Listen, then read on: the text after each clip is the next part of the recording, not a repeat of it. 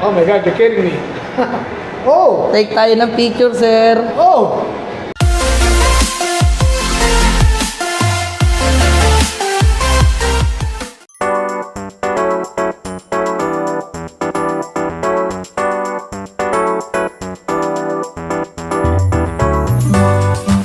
So, ayan guys, magandang araw sa inyo, lalo na dun sa mga followers ni Sir.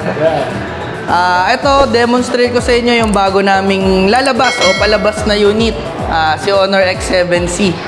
So, sa ating Honor X7C, siya ay pre-order pa lang. So, habang pre-order pa lang siya, pwede na kayong magpa-reserve para meron kayong makuwang freebies. Introduce ko na agad sa inyo yung magiging freebies niya, which is yung camping light speaker natin na worth $499. So, once na mag-pre-order kayo, sa release date natin ito, sa official launch yan, makakakuha kayo ng gantong freebies. So, by the way, balik tayo dito sa unit. Demonstrate ko na agad muna sa inyo yung ating unit na Honor X7C. Yun yung kagandahan sa kanya is matibay talaga yung screen natin. So, ito sir, durable talaga. And then sir, sa kanya, hindi lang durable yung screen niya. Pwede mo na rin siyang gamitin sir ngayon underwater. So, ito sir. Oh my God, you're kidding me. Oh! Take tayo ng picture sir. Oh! Ayan. So, pwede mo na siyang isawsaw. Wow! Yes, submersible pala yan eh. Yes po. So, sir, ito, demonstrate ko sa inyo, naka IP64 plus na rin po kasi siya. Okay. Which is, meron siyang 3+3+1, 3 minutes sa running fresh water. Meron din siyang 3 minutes ng 20 centimeter. Then, meron din po siyang 1 minute ng 50 centimeter. So, ganun kalalim o ganun katagal din yung duration niya na pwede mo siyang gamitin underwater. Underwater? Yes po. So, pwede kang mag-take ng mga underwater photos dyan. Diba, nag-swimming ka, gano'n? Yes po, pwede po siya. So, ayun sir. And then, ang maganda sa kanya. So, ito sir, kung napapansin nyo, basa pa. Sa ibang phone, hindi mo na yun mapipindot. Pero sa kanya, nagagamit pa rin.